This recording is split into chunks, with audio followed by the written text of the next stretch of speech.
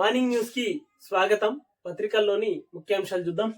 ఆంధ్రజ్యోతి పత్రిక, భూభారతి పైనే రైతుల ఆశలు అంటూ 13వ పేజీలోని వార్త ఇది. ఆ 4 మండలాల్లో రెవెన్యూ సదస్సులు అంటూ 13వ పేజీలో, అది కూడా 13వ పేజీలో వేసింది. పార్టీ లైన్ దాటొద్దు, మంత్రివర్గ విస్తరణపై నిర్ణయాన్ని అధిష్టానం సీజ్ చేసింది. ఇక దీనిపై ఎవరు ఏం మాట్లాడినా ఉపయోగం ఉండబోదు. ఏదైనా చెప్పుకోవాలనుకుంటే అధిష్టానం వద్దకు వెళ్లి చెప్పుకోండి.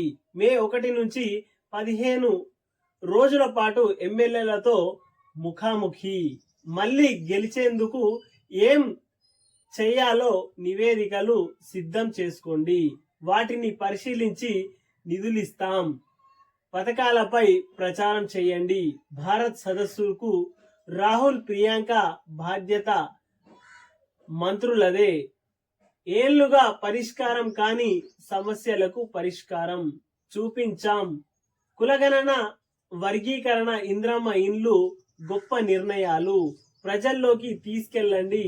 సిఎల్పి సమావేశంలో సీఎం రేవంత్ రెడ్డి. కులగణన, వర్గీకరణ గొప్ప గొప్ప నేతలే చెయ్యలేదు భట్టి అంటూ 12వ పేజీలోని వార్త ఇది. కులగణన మోదీ సర్కారుకు మరణ శాసనం. దేశంలోనే గేమ్ చేంజర్ బీహార్. ఎన్నికల్లోనూ కీలక పాత్ర పోషించనున్నది. కంచగచ్చిబౌలి భూములపై దుష్ప్రచారం. ఇప్పుడు మోదీ కూడా రంగంలోకి దిగారు. ఏఐ ప్రచారం నమ్మి అడవులపైకి తెలంగాణ ప్రభుత్వం బుల్డోజర్లు పంపుతుందన్నారు సీఎం రేవంత్ రెడ్డి విమర్శలు అంటూ 12వ పేజీలోని వార్త ఇది. జపాన్ కు రేవంత్ బృందం. నేడు భారత రాయబారులతో ఆదిత్య సమావేశం. రేపు ఎల్లుండి టోక్యోలో పలు కంపెనీలతో భేటీ.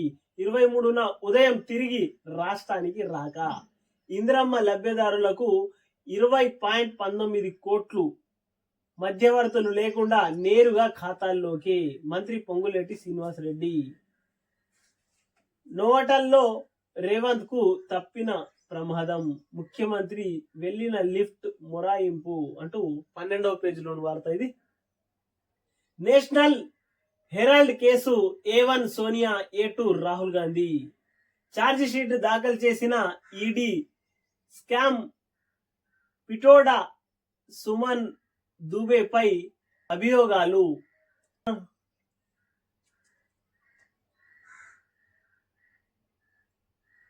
విచారణ దాకా 25న కోర్టు నిర్ణయం.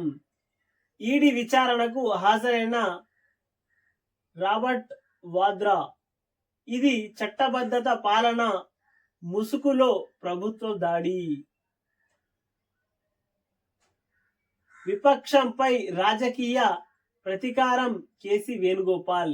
నేడు దేశవ్యాప్తంగా ఆందోళనలకు కాంగ్రెస్ పిలుపు అంటూ 14వ పేజీలోని వార్త ఇది. సిద్దిరామయ్యకు బిగిసిన ఉచ్చు. 3వ కేసు దర్యాప్తును కొనసాగించండి. మే 7లోగా నివేదిక ఇవ్వండి. లోకాయుక్తకు ప్రజా ప్రతినిధుల కోర్టు ఆదేశం. తెలంగాణ పోలీస్ దేశంలోనే నెంబర్ 1. ఉత్తమ న్యాయ వ్యవస్థల్లో 2వ స్థానం రాష్ట్రానిదే. దక్షిణాది రాష్ట్రాలలోనే సమర్థత పోలీసు న్యాయవాదులు. ఇండియా జస్టిస్ రిపోర్ట్ అంటూ వార్త వేసుకొని వచ్చింది 14వ పేజీలోని వార్త ఇది. నైరుతుల్లో వానలే వానలు. ఈసారి సాధారణం కంటే ఎక్కువ వర్షపాతం అంటూ వార్త ఇది. ఉదయం భగభగలు, మధ్యాహ్నం జల్లులు అంటూ 10వ పేజీలోని వార్త వేసుకొని వచ్చింది. ఇక్కడ సర్కారును బద్నాం చేయడానికే సోషల్ మీడియాలో ఫేక్ పోస్టులు.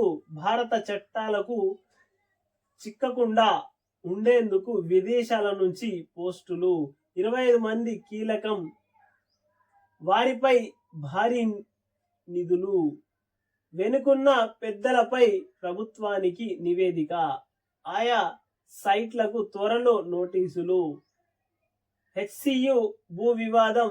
ఫేక్ పోస్టులపై పోలీసుల నిశిత విశ్లేషణ.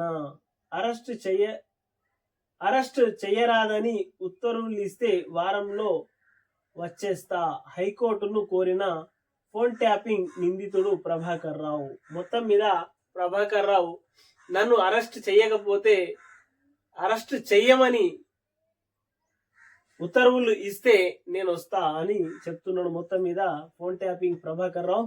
12వ పేజీలోని వార్త ఇది.